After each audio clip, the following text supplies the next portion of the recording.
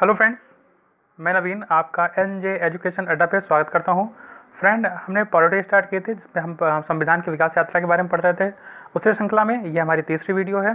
Session start करने से पहले अगर आप हमारे चैनल पहली बार आए हैं तो प्लीज़ हमारे चैनल को सब्सक्राइब कर लें, बेल नोटिफिकेशन को ऑन कर लें, जिससे हमारे रोज़ वीडियो की लिंक जो नोटिफिकेशन वो आपको मिल जाए और आपसे कोई भी वीडियो मिस ना हो।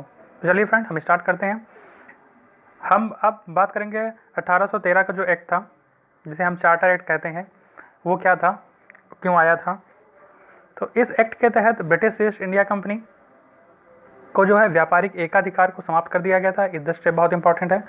लेकिन कंपनी को चाय और चीन के व्यापार में जो है एकाधिकार कभी दिया गया था, छूट दी गई थी कि आप चाय और चीन में आप व्यापार कर सकते हैं।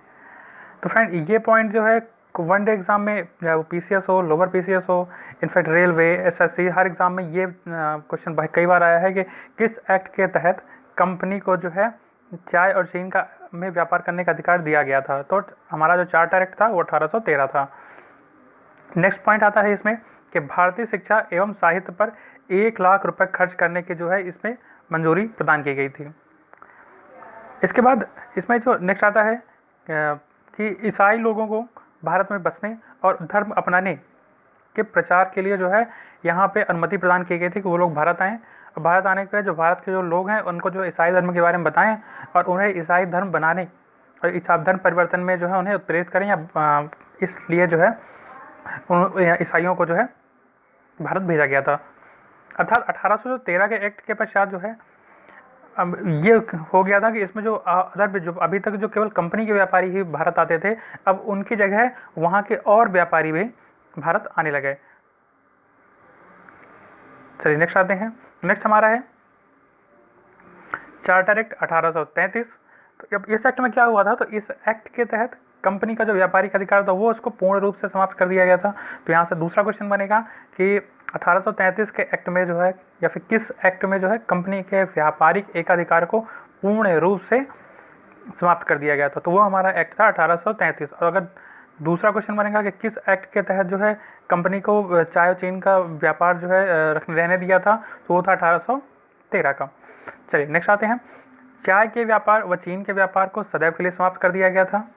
इसके बाद इसमें जो कंपनी को यथासंभव शीघ्र अपनी व्यावसायिक गतिविधियां समाप्त करने का निर्देश दे दिया गया था, बशर्ते इसमें थोड़ी सी छूटियाँ दे दी गई थी कि जो कंपनी को अगले 20 वर्षों तक भारत में शासन बनाए रखने का अधिकार दिया गया था। इसके बाद यहाँ पे एक चेंजमेंट और किया गया कि जो गवर्नर जनरल की जो कार्यकारिणी परिषद थी उसमें विधि उद्देश्यों के लिए एक विधि सदस्य जोड़ा गया था। मोस्ट इम्पोर्टेंट क्वेश्चन है कि किस एक्ट के तहत गवर्नर जनरल की कार्यकारिणी परिषद में विधि उद्देश्य के लिए एक विधि सदस्य जोड़ा गया था। तो वो हमारा एक्ट था 1833 का चार्टर अधिनियम। इसके बाद क्या हुआ, जो तात्कालिक प्रचलित भारतीय कानून को संहिताबद्ध करने के लिए विधि आयोग का गठन किया गया था। तो विधि आयोग का गठन भी किस एक्ट के तहत किया गया, तो हमें वो भी हमारा 1833 का एक्ट के तहत किया गया।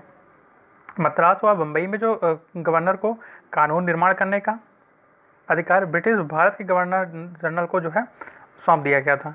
अर्थात यहाँ से क्या किया गया था, यहाँ से जो है बंगाल के जो गवर्नर थे उनको भारत के British east India governor general के नाम से जाना जाने लगा। यानी अब वो कंपनी के गवर्नर नहीं होंगे, वो केवल ब्रिटिश के जो है गवर्नर होंगे और उन्हीं को जो है भारत में ब्रिटिश ईस्ट इंडिया के गवर्नर जनरल के नाम से नामित हुए। इसके बाद इसमें क्या हुआ, इसके जो प्रथम गवर्नर जनरल कौन बने, तो लॉर्ड विलियम बेंटिक जो है वो प्रथम भारतीय ब्रिटिश गवर्नर जनरल बने। गवर्नर को यह अधिकार मिला कि वह भारत में दास प्रथा को समाप्ति के लिए कानून बनाए। वह बाद में इस अधिनियम का प्रयोग करके भारत में दास प्रथा का समापन भी कर दिया गया था। वैसे जो सबसे मोस्ट इम्पॉर्टेंट पॉइंट इसमें आता है कि प्रथम बार यह प्रावधान बनाया गया कि कंपनी के विभिन्न सेवाओं में जाति, वर्ग, उद्भव के आधार पर कोई भेदभाव नहीं किया जाएगा। यानी भेदभाव को जो समापन जो है किस एक्ट के तहत किया गया, तो वो जो हमारा 1833 का एक्ट किया गया। इस एक्ट में एक और अधिनियम पारित हुआ था कि इसमें ये कहा गया था कि अब जो सिविल सर्विस यानी जो भी कंपनी में उच्च स्तरीय जो पोस्टें होती हैं तो उनके लिए जो है भारत में खुली प्रतियोगिता आयोजन कराई जाएगी, जिससे भारत के लोग भी चुन के जाएंगे। लेकिन यह जो है कोर्ट ऑफ डायरेक्टर के विरोध के कारण जो है इसको जो है रोक दिया गया था। तो इसलिए जो है इसमें कई इसलिए इसका जो है प्रचलन नहीं हो पाया था। अब हम नेक्स्ट पे आते हैं। नेक्स्ट हमारा था चार्टर एक्ट 1853। अब ये क्या है?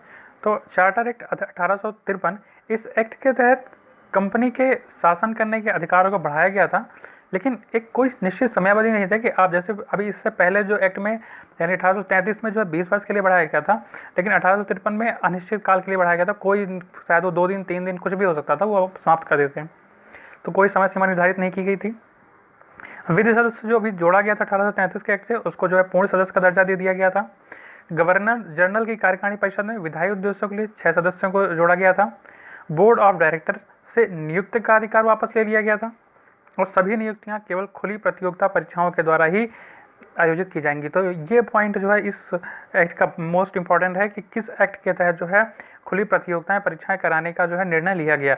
तो चार्टर एक्ट 1853 के द्वारा जो है यह नियम लिया गया, यह निर्णय लिया गया कि अब जो भी प्रतियोगिताएं होंगी यानी सिविल सर्विस की, वो खुली प्रतियोगिताएं होंगी जिसमें भारत के सदस्य भी उसमें भाग ले सकेंगे।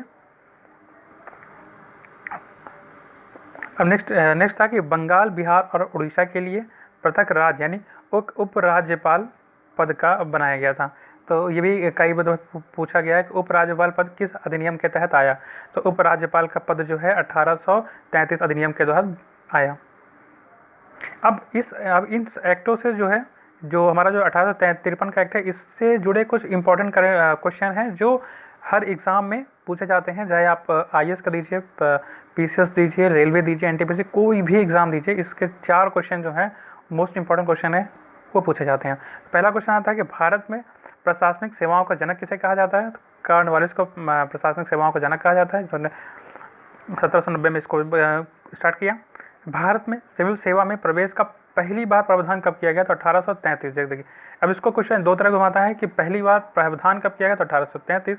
भारतीय को सिविल सेवा में सर्वप्रथम प्रवेश कब मिला? तो 1853। और सिविल सेवा में प्रथम भारतीय का चयन कब हुआ? तो 1863। यानी 10-10 साल का आप अंतर कर सकते हो, 53-63, और पहले में 20 साल का, दूसरे में 10 साल का। और जो पहले सिविल सेवक बने वो कौन थे? वो हमारे थे सत्येंद्रनाथ टैगोर जी। तो फ्रेंड, ये रही हमारी आज की वीडियो। आशा करता हूँ आपको ये वीडियो पसंद आई होगी। अगर आपको ये वीडियो पसंद आई है तो प्लीज़ इसे लाइक करें, हमारे चैनल को सब्सक्राइब करें और इसे ज़्यादा से ज़्यादा लोगों में शेयर करें। धन्यवाद। जय हिंद।